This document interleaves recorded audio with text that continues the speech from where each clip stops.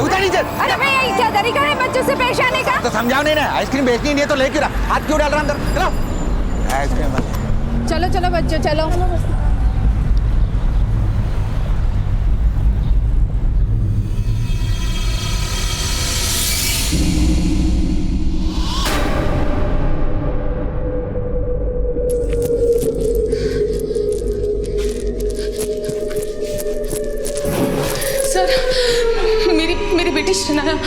मेरी बेटी शनाया कहीं खो गई है। बैठिए आप, बैठिए आराम से। सर ये शनाया है सर, सिर्फ 7 साल की लड़की है वो। प्लीज उसे जल्दी ढूंढ दीजिए। कहाँ से खोई आपकी बेटी? हम दोनों करोल बाग के गोल चक्कर पे गोलगप्पे खा रहे थे। या परफेक्ट, ठीक है शनाया, मैं 15 मिनट में कुछ सामान लेकर आ रही हूँ, ठीक है? तुम यहीं पे बैठना, कहीं जाना मत। तुम चाट खाओ, मैं बस आ रही हूँ।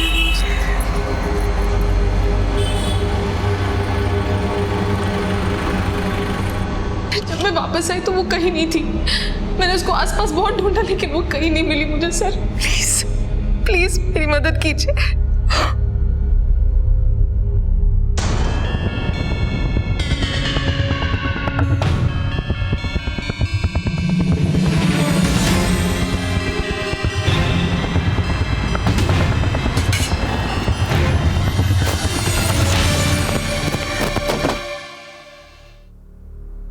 सर मैंने उसको यहीं पर बिठाया था। बाहर आ। नमस्ते साहब। इस लड़की को देखा था यहाँ? हाँ साहब, ये लड़की आई थी यहाँ पे, इन्हीं मैडम के साथ आई थी, गोलगप्पे खा रहे थे बैठ के। अंकल टिश्यू है क्या आपके पास? ये लो बेटा। Thank you uncle. बेटा तुम्हारी मम्मी कहाँ है? वो आ रही है, आके पैसा देंगी। फिर पता नहीं अचानक वो कहाँ चली गई। हाँ ये मैडम जब आई ना ढूंढते हुए तब मैंने बोला भी कि इतनी छोटी सी बच्ची है, उसको अकेला नहीं छोड़ना चाहिए। तुमने उस लड़की को यहाँ से किसी के साथ यहाँ अकेले जाते हुए देखा था? नहीं साहब, वो मैं ग्राहकों में बिजी था तो ध्यान नहीं दे पाया साहब। सर प्लीज कुछ कीजिए, शनाया बहुत छोटी है। आपको उसके छोटे होने की फिक्र तब होनी चाहिए थी जब आप उसे यहाँ अकेला छोड़ के शॉपिंग करने चली गई। सर मैं कह रही हूँ ना, मुझसे बहुत बड़ी गलती हो गई, बट सर प्लीज देखिए हम शनाया को ढूंढ रहे हैं, आप एक काम कीजिए, आप अपने घर जाइए, अगर कुछ पता चलेगा तो हम आपको फ़ोन करेंगे, प्लीज़।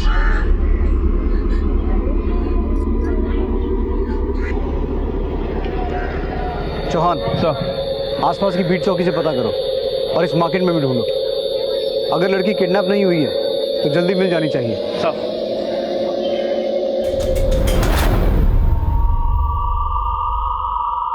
प्रेम और दुलार की सरल भाषा समझने वाले जब खौफ के साए में हों तब ममता और वात्सल्य सबसे ज्यादा घायल होते हैं। पर हैवानियत के सौदागर मासूम सिस्कियों की कब परवाह करते हैं, और अपराध के बाजार में अनमोल बचपन अच्छे दाम में बिक जाता है। अपहरण, फिरौती, ह्यूमन ट्रैफिकिंग और न जाने कितने ही काले नामों से नन्ही जाने भी जुल्म से प्रताड़ित की जाती हैं। पीड़ितों की फेहरिस्त में अब शनाया का नाम भी शामिल हो गया था, पर जिस जुर्म का वो शिकार हो रही थी उसका इंसानियत से कभी कोई रिश्ता हो ही नहीं सकता।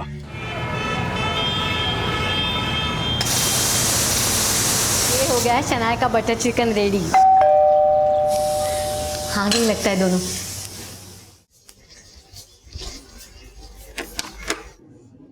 घुमा लाई शनाया को। शनाया कहाँ है? सिमी शनाया कहाँ है? मम्मी गर्मी हो रही है, मम्मी जरा दरवाजा बंद कर, तुम एसी ऑन करते थे। अरे शनाया कहाँ है सिमी?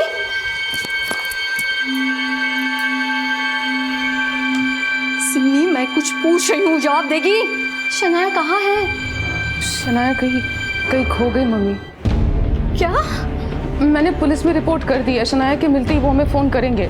शनाया खो गई है तो तुझे यहाँ एसी में बैठ के पानी पीना है? तो और क्या करूं? शनाया को ढूंढते ढूंढते मेरा सर चकरा गया और मैं पानी भी ना पीऊं। हद करती हो मम्मी कभी कभी आप।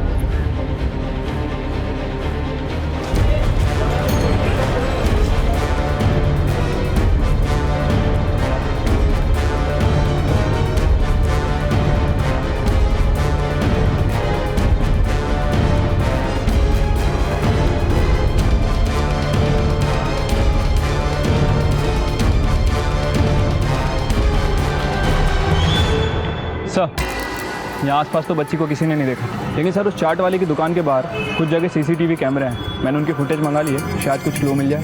एक बात बहुत खटक रही है, सिमी ने कहा था कि वो इंद्रपुरी में रहती है। अब इंद्रपुरी से कोई स्पेशली चाट खाने करोल बाग आएगा, ये बात कुछ हजम नहीं हो रही है।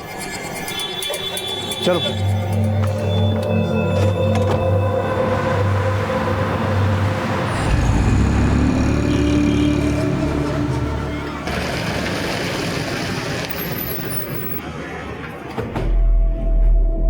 सर मैं अपने एक्स हस्बैंड से मिलने जा रही थी, वो करोल बाग में ही रहते हैं। किस सिलसिले में? एलिमनी के सिलसिले में। हम वहाँ पहुँचने वाले थे और शनाया ने चाट खाने की जिद पकड़ ली। उसे नाश्ता करा के ले जाती तो ऐसे जिद नहीं करती वो। मम्मी प्लीज हर टाइम ऐसे बीच में मत बोला करो आप। क्यों ना बोलूं? तेरी लापरवाही की वजह से खोई है वो। कोई मम्मी ऐसी भी होती है क्या जो अपने बच्चे को? प्लीज, उसमें शनाया की भी गलती है। मैंने उसको बोला था ना वहीं पर बैठी रहे, कहीं ना जाए। उसको क्या जरूरत थी वहां से? अरे वो तो बच्ची है, तेरी अकल के घास चने गई थी जो उसे अकेले। Mummy please stop it. हाँ शांत हो जाइए आप लोग, आपके ऐसे झगड़ने से शनाया मिल नहीं जाएगी। तो कैसे मिलेगी सर? सर प्लीज मेरी शनाया को ढूंढ निकालो, जिंदगी भर एहसान मानूंगी आपका। देखिए शनाया को ढूंढना हमारी ड्यूटी है, पर हमें ऐसा लगता है कि उसे किसी ने किडनैप किया है। अगर वो खोई होती तो अब तक मिल जाती। आपको किसी पर शक है? अगर आपको फिरौती के लिए कोई भी कॉल आए तो हमें तुरंत कांटेक्ट कीजिएगा। फिलहाल आपके एक्स हस्बैंड का नंबर और एड्रेस चाहिए हमें।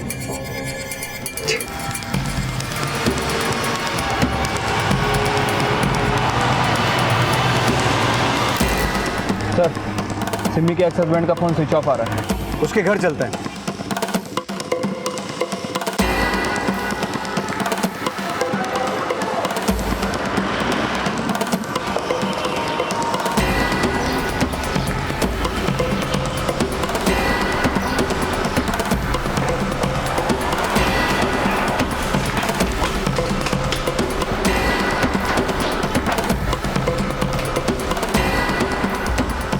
कोई नहीं है।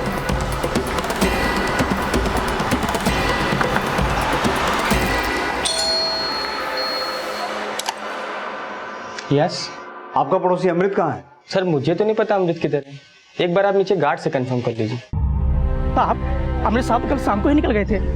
कुछ बताया था कहाँ जा रहे हैं? नहीं साहब कुछ तो बताया तो नहीं। घर पे लॉक लगा है और गाड़ी कंपाउंड में ही खड़ी है, ध्यान रखना। मैं शहर के बाहर जा रहा हूँ, कुछ दिन बाद आऊँगा।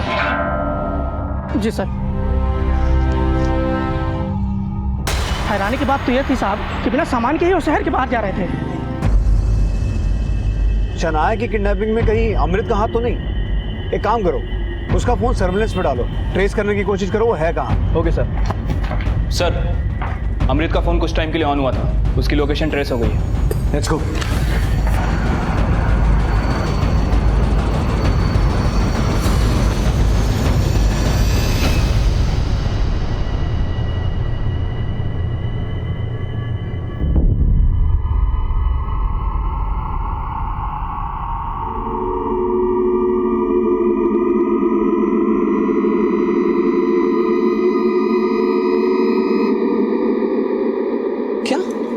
शनाया किडनैप हो गई?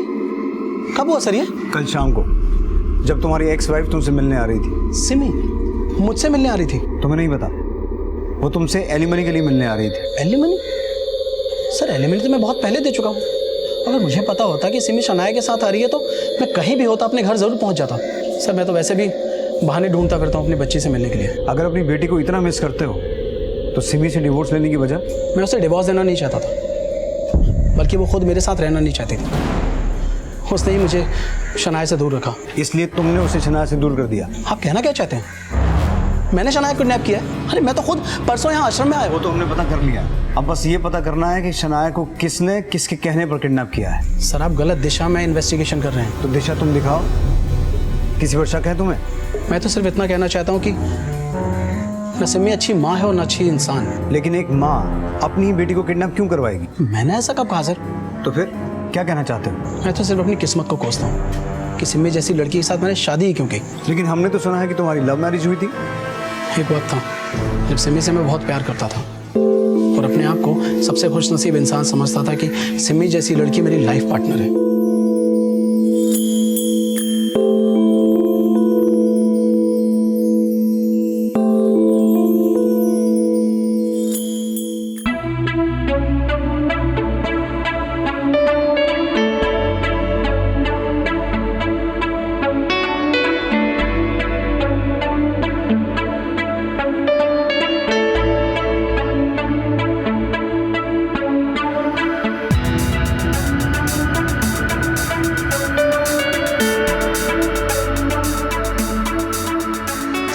ऊपर सिर्फ छलावा के अलावा और कुछ भी नहीं थे। जिसे मैं प्यार समझ रहा था वो धीरे धीरे बोझ लगने लगा।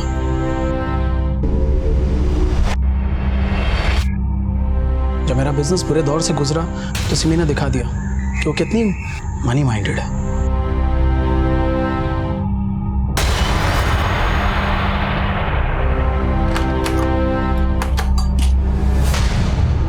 कौन था ये?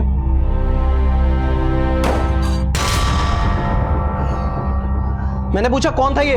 मेरा दोस्त था अमृत। सिमी तुम इस हद तक गिर जाओगे मैंने नहीं सोचा था। तुम सिर्फ मेरी बीवी नहीं शनाया की माँ भी हो। और तुम जैसे कुछ मर्दों को ये लगता है कि औरत एक बार माँ बन जाए उसकी पर्सनल लाइफ ही खत्म हो जाती, नहीं? लेकिन जो लाइफ तुम जी रही हो ना उससे मेरी और शनाया की बर्बादी है। तुम और कितना बर्बाद हो गए अमृत? सिमी तुमने आज प्रूव कर दिया कि तुम किस हद तक गिर गई। तो फिर मुझे छोड़ क्यों नहीं देते? मुझसे डिवोर्स लेकर वो सोचती कि उसने अपनी जिंदगी संवार ली। उसने ऐसा करके ना कि मुझे हर्ट किया, साथ साथ शनाया की जिंदगी भी खराब की। हाँ, जितनी भी प्रॉब्लम है सिर्फ सिमी की वजह से। चौहान सर, सिमी और अमृत की एलिमनी का चैप्टर क्रॉस वेरीफाई करो। अगर अमृत सच बोल रहा है तो सिमी ने हमसे ये क्यों कहा कि वो अमृत से एलिमनी के सिलसिले में मिलने जा रही थी, वो भी उसे बिना फोन किए? क्या लगता है सर, क्या सिमी का कैरेक्टर वैसा ही है जैसी तस्वीर अमृत हमें दिखा रहा है? सिमी का शनाया को बीच रास्ते में छोड़कर शॉपिंग करने चले जाना और सिमी की माँ का बार बार सिमी को ही शनाया के लापता होने के लिए कोसना, उससे तो यही लगता है कि वो एक लापरवाह माँ है। अब हो सकता है खराब बीवी भी रही हो, लेकिन सवाल ये उठता है चौहान कि एक माँ अपनी बेटी को किडनैप क्यों करवाएगी और किस मकसद से? शनाया के लापता होने के बाद शनाया की मां सिमी की जो शख्सियत उभर कर सामने आई वो एक मां की छवि पर कई सवाल खड़े कर रही थी। एक लापरवाह मां रिश्तों के लिहाज से तो दोषी नजर आ रही थी, लेकिन कानूनी मापदंड से उसे अपराधी मान लेने का कोई सबूत पुलिस के हाथ नहीं लगा था। सिक्के के हमेशा दो पहलू होते हैं और सिमी की शख्सियत का दूसरा पहलू जानने से पहले ही इस केस में एक नया पहलू सामने आया। सर, एक दुकान की सीसीटीवी फुटेज में ये शनाया एक औरत के साथ कैप्चर हुई है।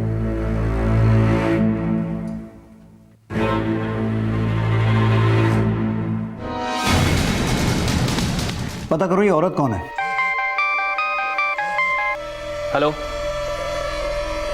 ओके सर, शनाया मोती नगर से मिल गई है। मोती नगर बीट चौकी पे है वो भी। उसे फौरन आने क्या सर।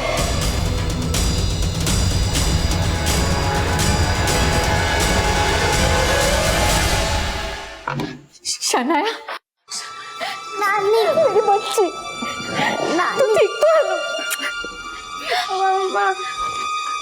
आपका ये एहसान मैं जिंदगी भर नहीं भूलूंगी।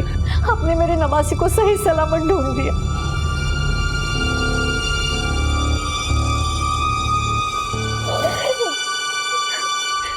शनाया बेटा, आपको आपकी मम्मी ने उस चाट वाले के पास रुकने को कहा था, तो आप वहां से कहाँ चली गई थी? मैं मम्मी का वहाँ पे वेट कर रही थी।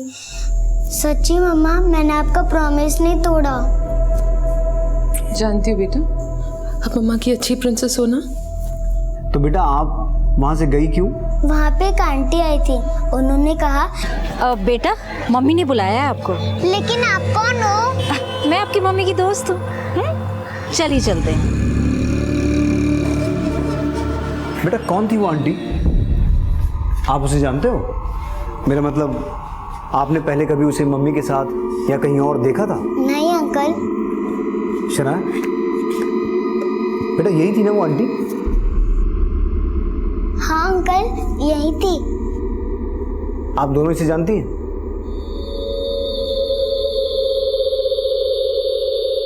बेटा ये आंटी आपको कहाँ लेके गई? ये मुझे कार में बैठा कर लेकर जा रही थी। मम्मी, वो आंटी बहुत बुरी थी। बेटा, अब मम्मा आपको कभी अकेले नहीं छोड़ेगी, पक्का प्रॉमिस। सर, क्या अब मैं शनाया को घर लेके जा सकती हूँ? जरूर, बस एक बार इसका मेडिकल एग्जामिनेशन हो जाए उसके बाद। चौहान, हमें किसी भी हालत में इस गिरोह का पर्दाफाश करना होगा। शनाया ने तो खुद को बहादुरी से उनके चंगुल से बचा लिया, लेकिन और ना जाने कितने बच्चों के साथ वो ये जुल्म कर रहे होंगे। तुम एक काम करो, मोती नगर और आसपास के इलाकों में सर्च ऑपरेशन शुरू करो। अपने खबरियों को भी अलर्ट करो। पता करो शनाया को किडनैप करने वाली औरत है कौन। जी सर।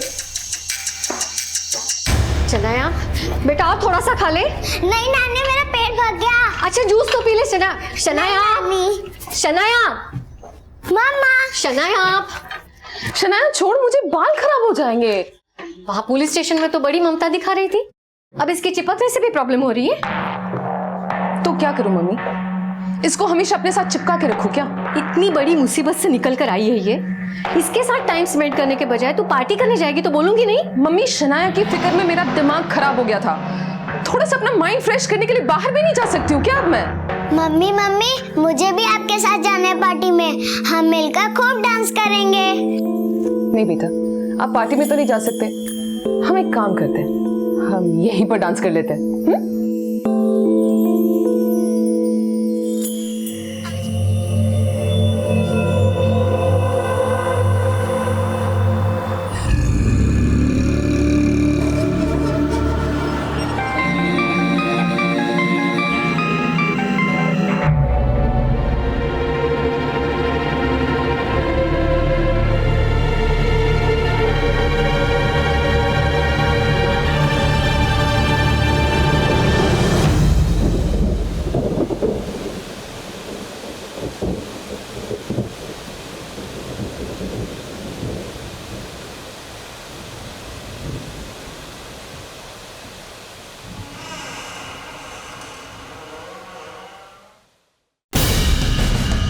अरे बाप रे।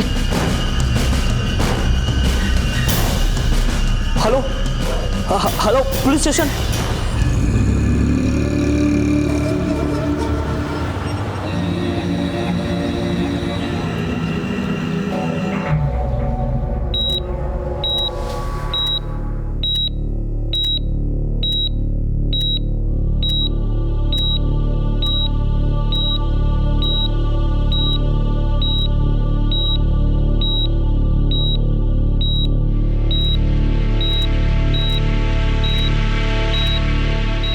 रोमिला जी, कैसा फील कर रही हैं आप? शनाया, शनाया कहाँ है? शनाया और सिमी घर पे नहीं थे, सिमी का फोन भी नहीं लग रहा।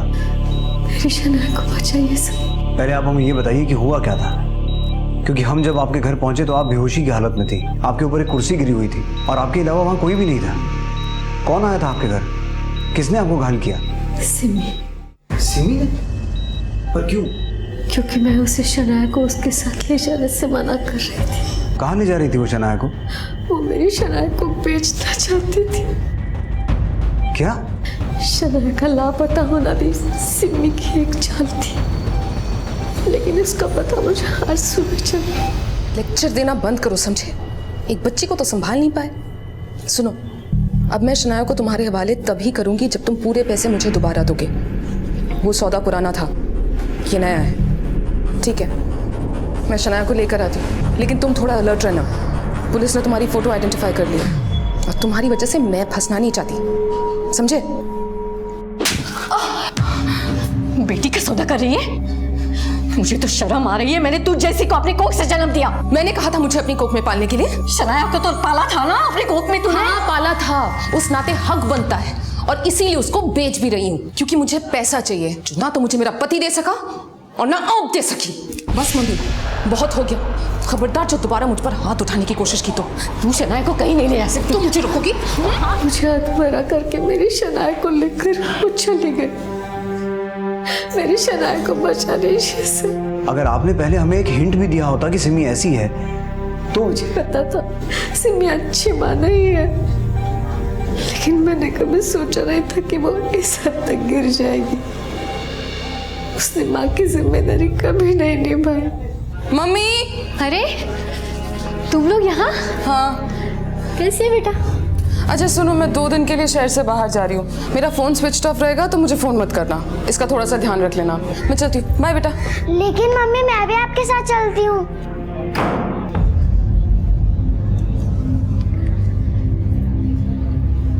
खाना खाया? उसे ना तो शनाया की भूख की फिक्र थी और ना ही शनाया की कोई कदर थी। मेरी शनाया को बचा लीजिए। पता नहीं उसने किन दरिंदों को मेरी शनाया को बेच दिया होगा। सिमी ने शनाया को उसी औरत को बेचा है जो शनाया के साथ सीसीटीवी फुटेज में दिखाई दी थी। चौहान, उस औरत की तलाश तेज करो। उसकी तलाश ही हमें शनाया तक पहुंचा सकती है। जी सर। शनाया को ढूंढना हमारी प्रायोरिटी है, लेकिन चौहान इस बात का पता लगाना भी जरूरी है कि सिमी इस वक्त कहाँ है। सिमी के फोन रिकॉर्ड्स, पिछले कुछ दिनों की फोन लोकेशंस, सब कुछ क्रॉस वेरीफाई करो। इस जरिए से भी हम उस औरत तक पहुंच सकते हैं।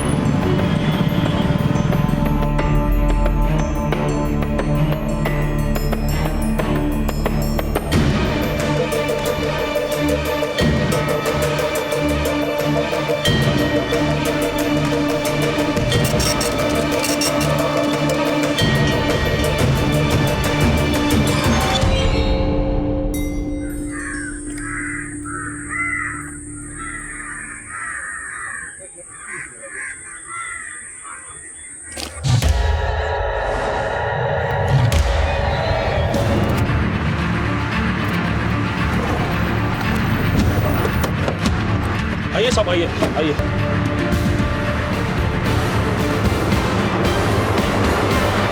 चौहान, बॉडी को पोस्टमार्टम के लिए भिजवाओ। Okay sir. संतोष, रानी, आसपास का एरिया चेक करो।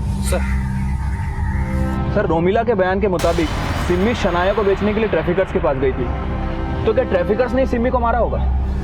हो सकता है चौहान, क्योंकि शनाया की खरीद के पैसे वो पहले ही उनसे ले चुकी थी और रोमिला ने हमें बताया कि वो फोन पे उनसे दोबारा पैसे मांग रही थी।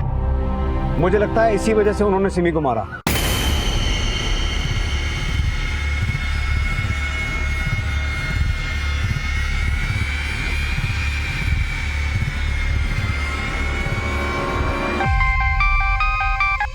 हेलो। ओके सर, राजौरी की एक कोठी में उस औरत को देखा गया है। सर, कोठी तो हमेशा लॉक रहती है, लेकिन वो बच्चे और वो औरत उसी कोठी में है।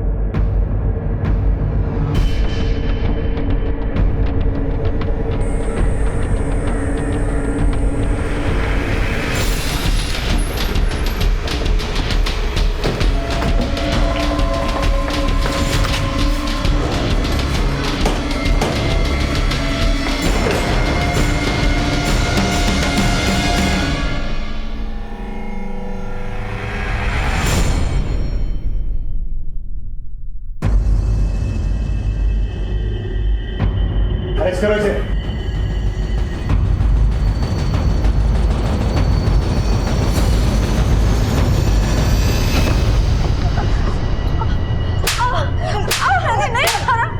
मैंने किडनैप नहीं किया उसका, बल्कि उसकी मम्मी ने अपनी बच्ची को खुद मुझे ला करके बेचा था। तो सिमी को मारा क्यों? साहब, मैंने सिमी को नहीं मारा है, बल्कि उसकी बच्ची के सौदे के पैसे 2 बार मैंने सिमी को दिए। जब तक ये सच ना बोले मारती रहो। लेकिन साहब, मैंने कुछ नहीं किया। साहब,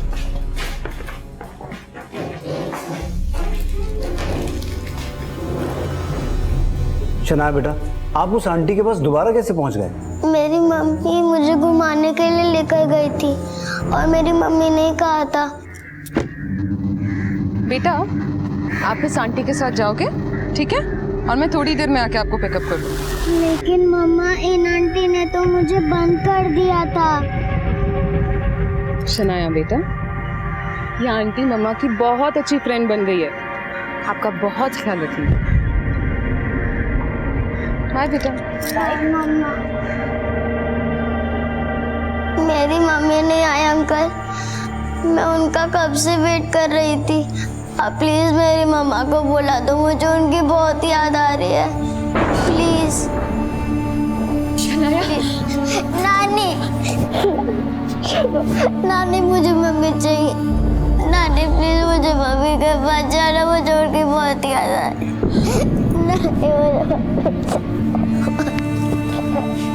बताइए ना नानी।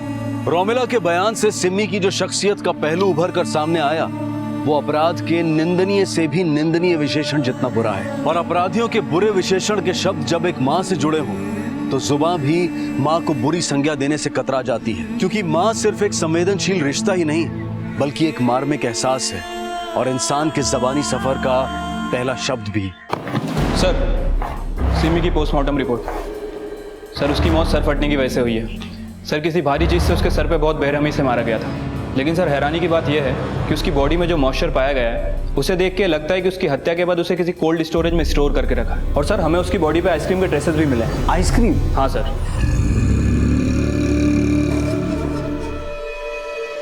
साहब जब मैं वहाँ से जा रहा था तो मैंने देखा कि एक साइकिल आइसक्रीम वाला भी वहाँ से जा रहा था।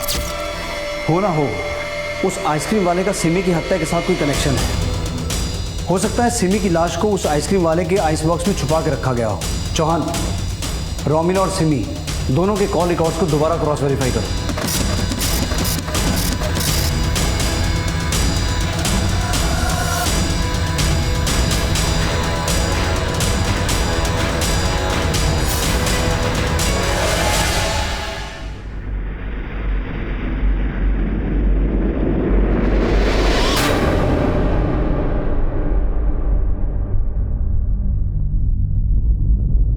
सर उस आइसक्रीम वाले का पता चल गया है और शनाया की फैमिली के साथ उसका क्या कनेक्शन है वो भी सामने आ गया है।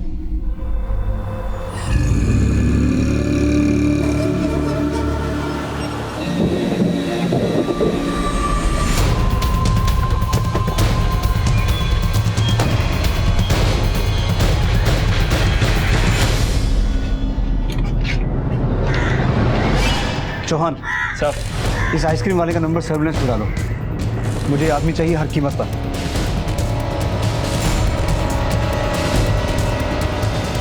सर उस आइसक्रीम वाले का पता चल गया है। उसका नाम हरीश है और उसकी लोकेशन ट्रेस हो गई है। मूव।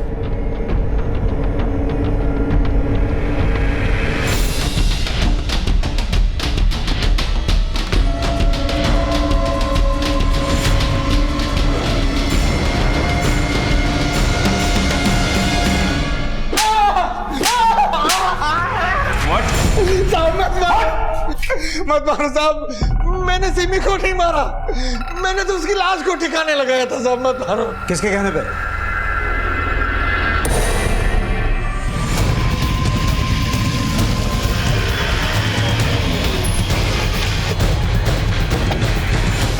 ये क्या कह रहे हैं सर आप? रोमिला जी,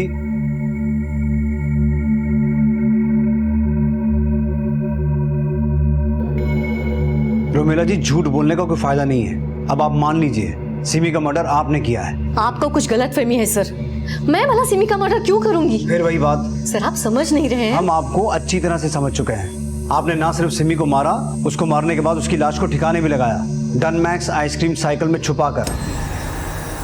कुछ याद आया? Done Max ice cream, Harish Bhargav आपका भाई, उसके साथ मिलकर ये सब कुछ किया ना आपने? हाँ, मैं नहीं मारा सिमी को। मुझे तो उसको अपने कोख में ही मार देना चाहिए था, लेकिन मुझे नहीं पता था बड़ी होके मेरी परवरिश पे ऐसा तमाचा मारेगी। उसकी संगत से शनाया पे बुरा असर पड़ रहा था। शनाया क्या करी? हाँ नानी, मैं मम्मी जैसा बन रही थी, बड़े होके मुझे मम्मी जैसा ही तो बनना है। शनाया तो बच्ची थी, मासूम थी, पर सिमी ने तो सारे हदें तोड़ दी थी। एक बच्ची को तो संभाल नहीं पाए। सुनो, अब मैं शनाया को तुम्हारे हवाले तभी करूंगी जब तुम पूरे पैसे मुझे दोबारा दोगे, समझे? बेटी का सौदा कर रही है तू? शनाया को कहीं नहीं ले जा सकती। तुम मुझे रोकोगी? हाँ चल सिमी, सिमी चलो। सिमी तू शनाया को कहीं नहीं ले जा। सिमी, सिमी दरवाजा खोल। सिमी,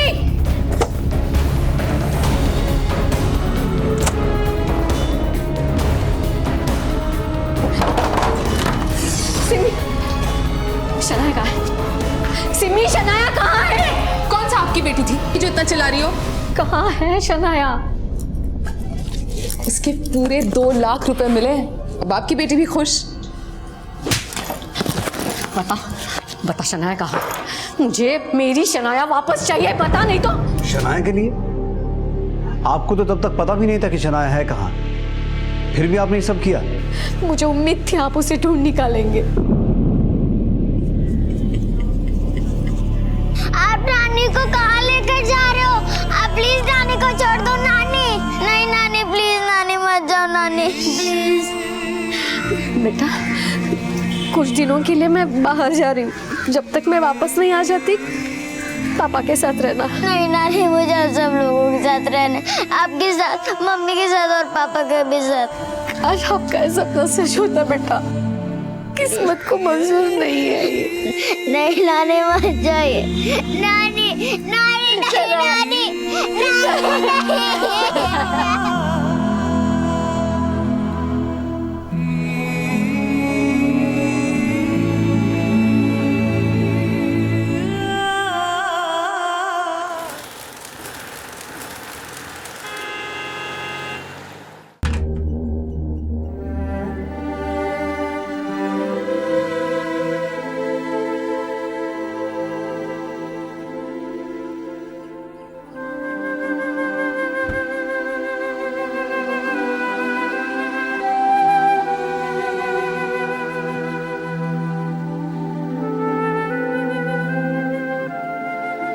माँ, कब तक चलता रहेगा ये सब?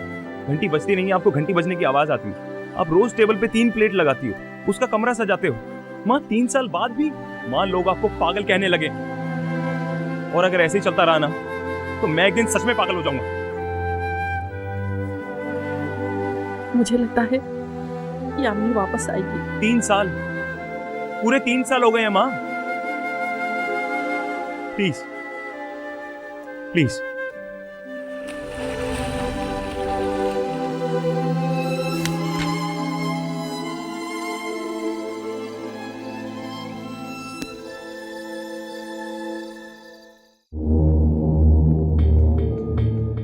यामिनी नाम की एक जवान लड़की अपनी बिल्डिंग से कहीं जाने के लिए निकली और अचानक जैसे हवा में कहीं गायब हो गई। इस तरह के परिवार, दोस्तों, रिश्तेदारों और यहाँ तक के तमाम पुलिस की कोशिशों के बावजूद भी उसका कोई सुराग नहीं मिल सका। यही सवाल अब यामिनी की मां मंदिरा और उसके भाई राकेश की जिंदगी बन चुका था। इस हादसे को हुए 3 साल बीत चुके थे।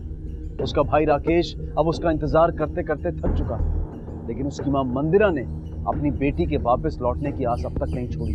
दरवाजे पर होने वाली हर आहट उन्हें अपनी बेटी के लौट आने की दस्तक लगती थी, लेकिन ये दर्द, ये मजबूरी, ये छटपटाहट, ये इंतजार इस चौंका देने वाली कहानी का सिर्फ एक छोटा सा हिस्सा भर था, जो असल में अब शुरू होने वाली थी।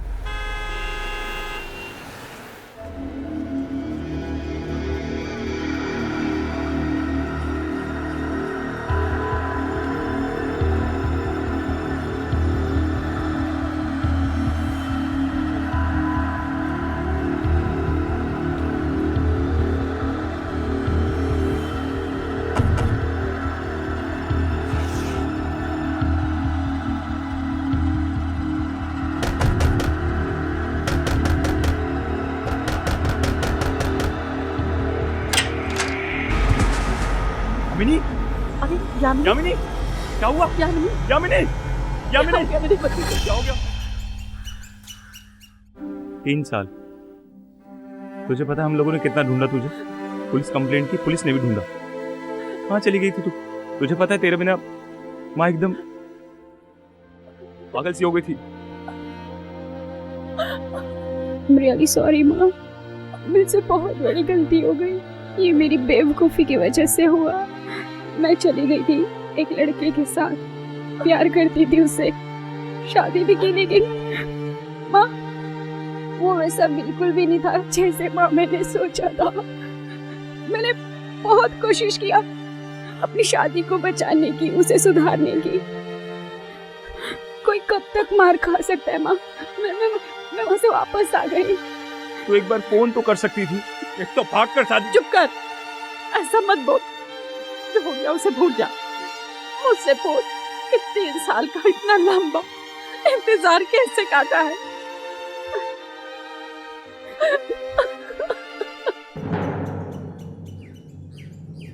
अरे जी, मुझे लगता है कि हमें रुचि और राकेश की शादी की तारीख आगे बढ़ा देनी चाहिए, अगर यामिनी की ये हालत है।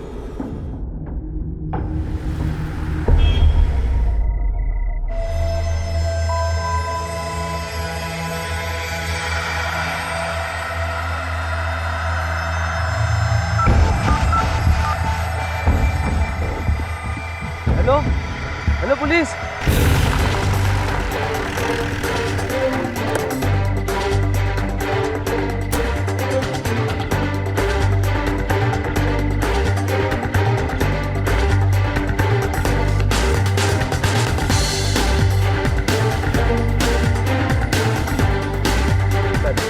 बॉडी को देख के लगता है कि इस पे रेप किया गया है। ये राज खुलना जाए इसके लिए मार डाल बॉडी को पोस्टमार्टम के लिए भेजते हैं। ठीक है सर।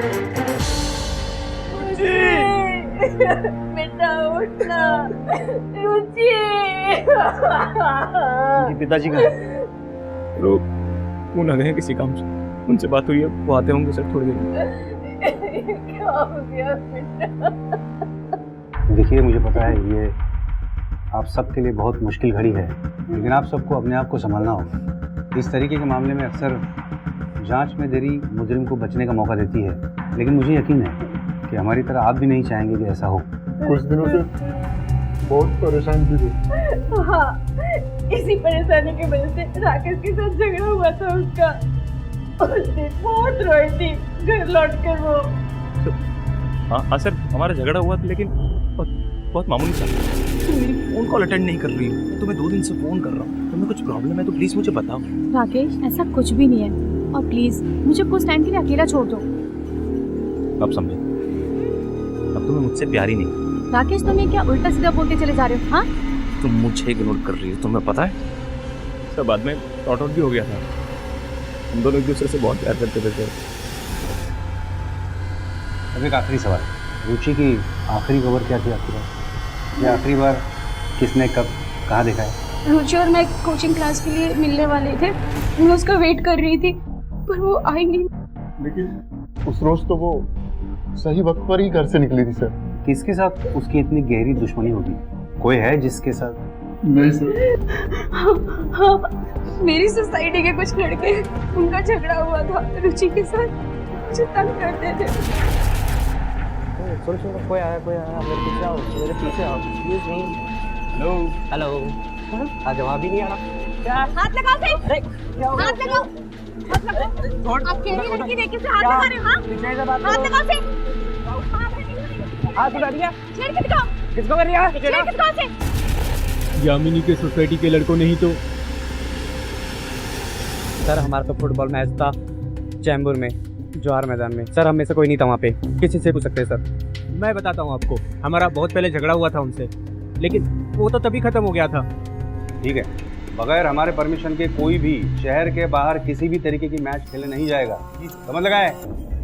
हवलदार, जागे होने में।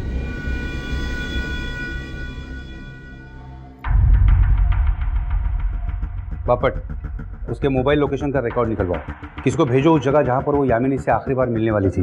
रास्ते में सीसीटीवी होगा, उसके फुटेज चेक करो। उसके ऑफिस के लोग, उसके दोस्त, यहाँ तक कि आने जाने वाले लोगों से भी पूछताछ करो। ये रुचि लड़की कैसी थी? सर, लड़की तो अच्छी थी, उसके बारे में कभी गलत नहीं सुना। रोज रात को ऑफिस की कार से लेने आती थी और सुबह छोड़ जाती थी।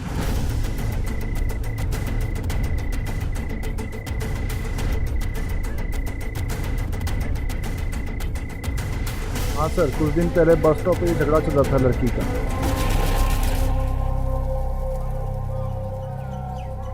कौन था लड़का? दिखने में कैसा था? सर देखा नहीं, पीठ घुमा के खड़ा था। यस सर, रुचि हमारे यहीं काम करती थी। अभी कुछ दिन पहले उसने रिजाइन दिया था। उसके बिहेवियर में पिछले कुछ दिनों में आया हुआ कुछ अचानक सा बदलाव जिसे आपने नोटिस किया हो, या फिर ऑफिस में उसके साथ किसी की कोई अनबन, कोई दुश्मनी? नहीं सर, बिहेवियर तो उसका सेम था। रुचि ने जॉब छोड़ दिया था? ऐसा कैसे हो सकता है? और इतने दिनों से तो ऑफिस से उसे फोन आते थे पिकअप के लिए। मला सांगा, पिछले कुछ दिनों से आपने रुचि में ऐसा कुछ बदलाव महसूस किया? थोड़ी अजीब सी बात? नहीं, ऐसा तो कुछ नहीं था। हाँ साहब, लेकिन एक चीज़ थी। क्या साहब? जब वो काम पे जाती थी तो एक गाड़ी उसे पिकअप करने को आती थी, और साथ में लड़कियां भी गाड़ी में होती थी सर। पर पिछले दिनों से दूसरी गाड़ी आती थी, उसमें लड़कियां भी नहीं होती थी सर, और ड्राइवर दूसरा था। ये बता कि उस गाड़ी का नंबर या ड्राइवर की शक्ल याद है तुम्हें? नहीं सर, वो सब याद नहीं। नहीं सर, कॉल रिकॉर्ड्स में भी कुछ नहीं मिला। कॉल सेंटर का वो ड्राइवर जो रुचि को लेने आया करता था और उसे कॉल किया करता था, और उसने तब तक ही कॉल किया जब तक कि रुचि ने रिजाइन नहीं दिया था। उसके बाद उसने कभी रुचि को कॉल ही नहीं किया। लेकिन रुचि के घर वालों का कहना है कि रुचि के गायब होने तक रोज रात उसे कॉल आया करते थे, जिसके बाद वो घर से निकल जाया करती थी। लेकिन अगर कॉल रिकॉर्ड में नाइट कॉल नहीं दिखा रहा है तो इसका सिर्फ एक ही मतलब हो सकता है कि उसके पास कोई एक और नंबर था जिस पे कॉल आया करते थे। पता करो। सर मैंने सभी सर्विस प्रोवाइडर से कॉल रिकॉर्ड चेक करने को कहा है, लेकिन थोड़ा सा वक्त लगेगा सर। हॉस्पिटल से रुचि की डीएनए रिपोर्ट मंगवा लो, और हाँ, उससे पहले वो कोचिंग क्लास वाले बच्चों से पूछताछ करो। ठीक है सर। ये यामिनी और रुचि हमेशा एक साथ रहते थे? हाँ सर, यामिनी ने जब से यहाँ पे एडमिशन लिया है तब से रुचि और वो दोनों एकदम साथ ही रहते थे, एक ही बेंच पे बैठते थे, साथ आते थे, साथ जाते थे, एकदम वो बॉडीगार्ड की तरह उसके साथ रहती थी रुचि। सर लेकिन कुछ वीक पहले रुचि ने यामिनी को अवॉइड करना स्टार्ट कर दिया था। क्या है यामी? हाँ, पूरी क्लास में सिर्फ तुम्हें मेरी सीट मिलती है बैठने के लिए, कहीं और जाके बैठो ना। जौहर सर और यामिनी थोड़े क्लोज हो गए थे। तुम्हें पता है? बताओ। हम सबकी तरह जौहर सर को भी यामिनी पसंद नहीं थी पहले, कुछ वीक पहले से सर उसकी तरफ थोड़े काइंड हो गए। ये जोहर सर का क्लास कितने बजे रहता है? नहीं सर, ऐसी कोई बात नहीं है। यामिनी पढ़ाई को लेकर काफ़ी सीरियस हो गई थी सर। फिर मुझे रियलाइज़ हुआ यामिनी के बारे में जो लोग बोलते हैं ना सर, वो ऐसी नहीं है, वो अच्छी लड़की है सर। फिर मैं अपने बिहेवियर में चेंज किया, मुझसे नॉर्मल हो गया सर, बस यही बात थी। और वही रुचि, पता नहीं साहब उसके साथ क्या हो रहा था। रुचि, रुचि मैं कुछ बोल रहा हूँ, ये चक्कर क्या है? तुमने प्रोजेक्ट भी नहीं बनाया अभी तक। रुचि मैं कुछ बोल रहा हूँ। आप नहीं समझोगे, मुझे कोई नहीं समझेगा। रुचि, अरे बताओ तो। रुचि, शायद वो राकेश के बारे में बात कर रही थी सर। उन दोनों का बहुत बड़ा झगड़ा हुआ था मेरी क्लास के बाहर। लेकिन राकेश और खुद रुचि के परिवार वालों का कहना है कि वो झगड़ा कुछ खास बड़ा झगड़ा नहीं था। सर मुझे ऐसा नहीं लगता, क्योंकि सर मेरी आंखों के सामने रुचि राकेश से रिश्ता तोड़ना चाहती थी और राकेश ने उसे धमकी दी थी, तो उसके लिए पछताना पड़ेगा। राकेश तुम्हें क्या उल्टा सीधा बोलते चले जा रहे हो? हाँ, तुम्हारी फैमिली को मैं अपनी फैमिली मानती हूँ। नो डाउट, मानना और होना इसमें बहुत फर्क होता है। बस राकेश, तुम्हें लगता है ना तुमसे प्यार नहीं करती हूँ, तुम इग्नोर कर रही हो। ओके, मैं तुमसे प्यार नहीं करती। तुमने मुझे धोखा दिया है और अब मैं तुझे बताता हूँ, इसका एहसास पूरा कराऊंगा, पछताएगी तू। सर मुझे नहीं लगता ये छोटी बात है। जौहर सर रुचि को बहुत पसंद करते थे, वो उससे बहुत नाराज़ भी थे रुचि और मेरी दोस्ती को लेकर। उस दिन जब मैं इंस्टीट्यूट के बाहर उसका वेट कर रही थी, पहले मुझे रिजेक्ट किया, उस राकेश के साथ शादी करने का फैसला किया, और अब उसके कैरेक्टरलेस बहन के संग उसका बॉडीगार्ड बन के घूम रही हो। बस मुझे इतना ही पता है। अभी भी आपका यही कहना है कि रुचि के साथ जो आपका झगड़ा हुआ था वो मामूली था? सर आप इसकी बात पे यकीन कर रहे हैं सर इसकी गंदी नजर थी रुचि, उसने मुझे बताया था सर, शायद इसीलिए इसने करा। सर ये झूठ बोल रहा है सर। सर मैं रुचि की केयर करता था क्योंकि वो सच में अच्छी लड़की थी सर, और ये उसके लायक नहीं था, और ये बात शायद उसे समझ आ गई थी, इसलिए सर वो रिश्ता तोड़ना चाहती थी इससे। इसने मेरी आंखों के सामने सर उसे धमकाया और बाद में जान से मार डाला सर। लेकिन झगड़ा तो आपका भी हुआ था ना रुचि के साथ मिस्टर जौहर, यामिनी से उसके दोस्ती को लेकर। आप तो शादी करना चाहते थे उससे। रुचि के साथ जो हादसा हुआ उसके कुछ दिन पहले आपके अपने स्टूडेंट ने रुचि को आपके क्लास से रोते हुए बाहर दौड़ते देखा। जरूरी नहीं है कि जो आप बता रहे हैं उसको हम सच मान के चलें। हो सकता है आपने उसे समझाने की कोशिश की हो कि राकेश नहीं, आप उसके लायक हैं, उसको झटका लगा हो और वो आपको ना कहकर रोते हुए क्लास से बाहर भागी हो, और इसी चीज़ का बदला लेने के लिए आपने उसके साथ ऐसा किया हो। सर ऐसी कोई बात नहीं है। हमारे पास गवाह भी है जिसने एक आदमी को रुचि के साथ बहस करते हुए देखा है, और आपके मोबाइल लोकेशन से पता चला है कि वो आदमी शायद आप हैं, क्योंकि जिस वक्त और जिस जगह रुचि का मोबाइल ऑफ हुआ था उस वक्त उस एरिया में आप भी मौजूद थे। तूने मेरी रुचि को मारा। हमने आपको अभी तक दूध का धुला हुआ नहीं घोषित किया है। आपने रुचि के साथ हुए झगड़े में उसको धमकी दी थी, तो हो तो ये भी सकता है कि उसने आपको मना करने के बाद आपको सदमा लगा हो और उस हालत में आपने अपनी धमकी को सच कर दिखाया हो। रुचि को अपनी जान से भी ज्यादा प्यार करता था सर, और ये टीचर होने के बावजूद अपनी स्टूडेंट के साथ क्यों? तूने मेरी रुचि को मारा, मैं तुझे सुनने नहीं छोड़ूंगा। बस देखें सर, आप देख रहे ये क्या आप लोगों के सामने सर मुझे धमकी दे रहे हैं, मुझ पर अटैक कर रहे हैं सर। जो आप लोगों के सामने ये सब कर सकते हैं, सोचिए सर अकेले में क्या नहीं कर सकता सर। किसी ने रुचि को मारा है सर, मेरा विश्वास कीजिए सर, इसी ने रुचि को मारा है। ये पता करना हमारा काम है। इन्हें हॉस्पिटल ले जाओ और इनके डीएनए सैंपल ले लो। ले जाओ। अभी तक मिले सबूत और हालात का इशारा यही है कि खूनी या तो जौहर है या तो राकेश। मुझे लगता है कि दोनों में से किसी एक का डीएनए रिपोर्ट रुचि के बॉडी से मिले रेपिस्ट के डीएनए रिपोर्ट से मैच करनी चाहिए। सर, ये रुचि मैडम की मेडिकल रिपोर्ट है। साहब, रुचि की बॉडी से एक नहीं बल्कि 4 लोगों के डीएनए सैंपल्स मिले हैं। इसका मतलब ये है कि उसके साथ एक ने नहीं बल्कि 4 लोगों ने बलात्कार किया है। व्हाट? वही सर, ये बघा ना।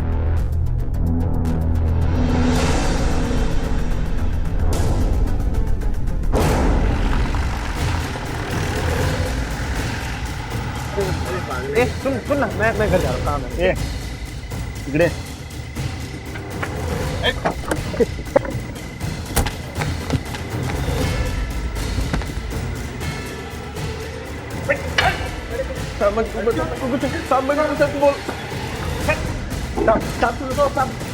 बात सुनो सर, आप कुछ नहीं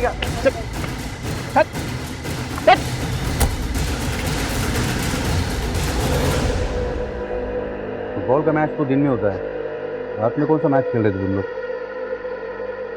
रुचि का मर्डर रात में हुआ है, कहाँ थे तुम लोग रात में? सर मैं तो घर पे था सर, सो रहा था सर। मैं भी सो रहा था। वो तो हम पता कर लेंगे। इनका डीएनए सैंपल ले लो, और अगर इनके डीएनए सैंपल रुचि के डीएनए सैंपल से मैच करते हैं तो फिर देख लिया ना तुम लोगों ने। मैंने कहा था तुम सब सच बता देते हैं।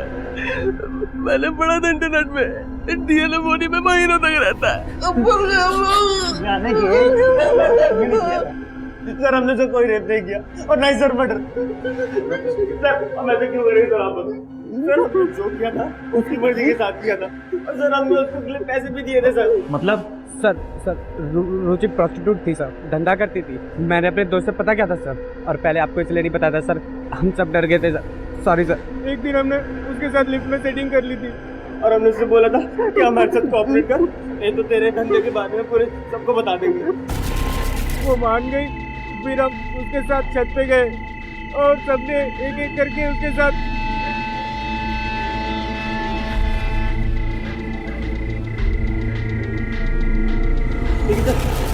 सर, वो उसके मर्डर से 2 दिन पहले की बात है। ले जाओ इन्हें, ब्लैकमेल का चार्ज लगा के कोर्ट के सामने पेश करो। ले जाओ, और इन दोनों मुर्गों को जुवेनाइल में डालो।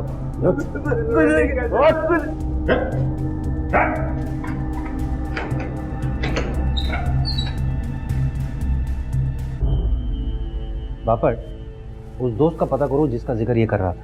ठीक है सर। और अगर ये लड़के सच कह रहे हैं और वाकई में रुचि के गायब होने से 2 दिन पहले इन्होंने उसके साथ रिश्ते बनाए थे, तो ये वो 4 लोग नहीं हैं जिन्होंने उसके साथ बलात्कार किया। तो फिर वो लोग कौन हो सकते हैं? अरे सर, रुचि ने कुछ दिनों पहले अपनी जॉब भी छोड़ी थी, फिर भी रात को उसे गाड़ी पिकअप करने आती थी। ये गाड़ी कौन सी है? इस गाड़ी का संबंध उसके प्रोस्टिट्यूशन से तो नहीं है?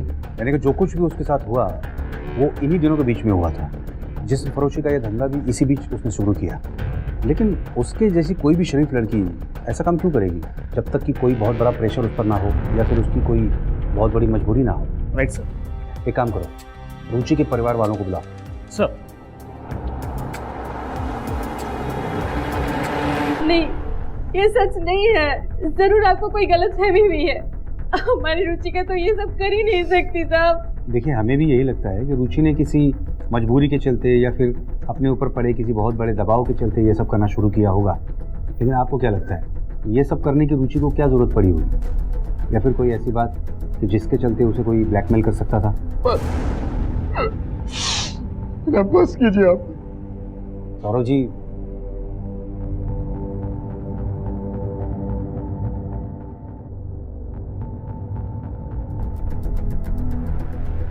सर, राकेश ने जिस डीलर से सिम कार्ड खरीदा था उसका पता चल गया।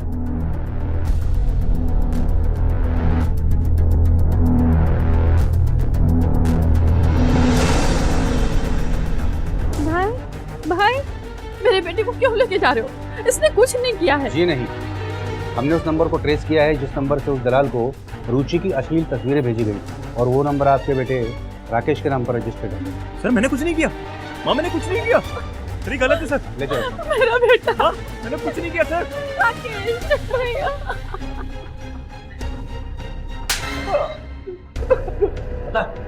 उस एजेंट को रुचि की फोटो तूने ही भेजी थी ना? जिस नंबर से वो फोटो भेजी गई वो तेरे ही नाम पर रजिस्टर था। सर रुचि से बहुत प्यार करता था, रुचि मेरी होने वाली पत्नी थी सर, मैं ऐसा क्यों करूंगा? सब कुछ सच बता, वरना कुछ भी बताने के लायक नहीं रहेगा। बता। मेरा यकीन कीजिए सर, चाहे तो मेरा रिकॉर्ड चेक करा सकते हैं सर, मैंने कोई और नंबर नहीं लिया सर कभी जिंदगी।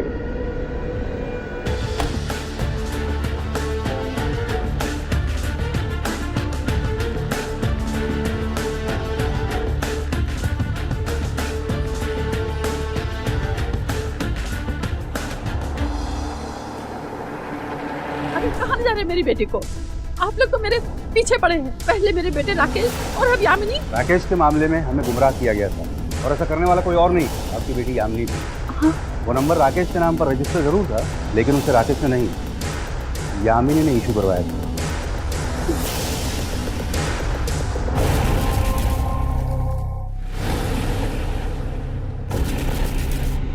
मैंने किया था ये सब। मेरी वजह से रुचि को मजबूर होना पड़ा ये घिनौना काम करने के लिए। लेकिन क्यों? वो दोस्ती ना तुम्हारी। जब सबने तुम्हारा साथ छोड़ दिया था तो उसने अकेले ने ही तुम्हारा साथ दिया, तो क्यों किया ऐसा तुमने?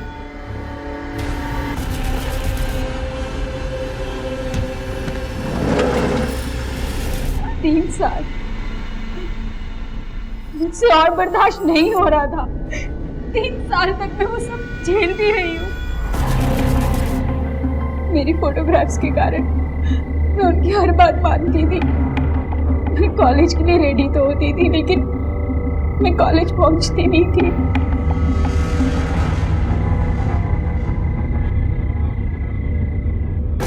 ये सब मुझसे और बर्दाश्त नहीं हो रहा था, तो मैंने ये सब करने से इनकार कर दिया उन्हें।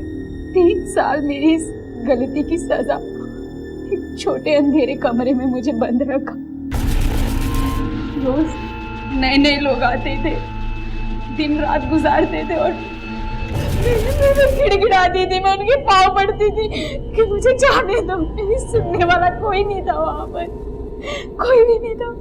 नहीं बर्दाश्त हो रहा था मुझसे।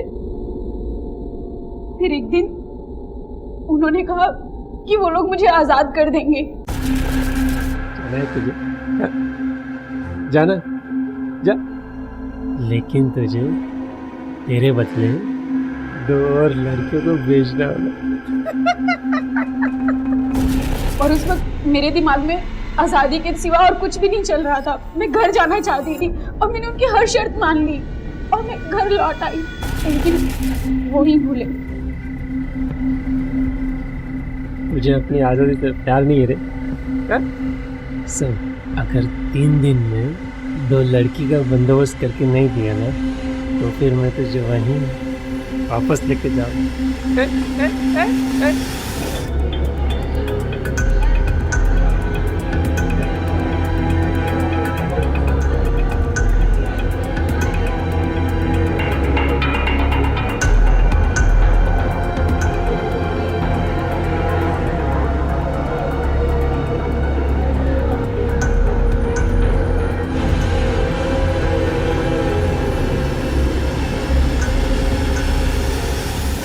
और क्या करती मैं नहीं जाना चाहती थी वहां पर वापस। मैंने नहीं सोचा था कि वो लोग उसे मार देंगे, मुझे नहीं पता था। मैं रुचि के साथ ऐसा नहीं करना चाहती थी मैं। मुझे नहीं पता था वो लोग क्या करेंगे, मुझे नहीं पता था, नहीं पता था मुझे। चल बता, उस रात पार्टी में कौन कौन था? कौन सी पार्टी साहब? बता दो साहब, बता दो। पार्टी में कुछ लड़के लोग आए थे साहब, इनको ये लड़की अच्छी लग गई साहब, तो फिर मैंने वो लड़की उनको दे दी। वो लड़के कौन थे? वो नहीं पता साहब, अभी आपको तो पता ही है। कौन थे वो लड़के?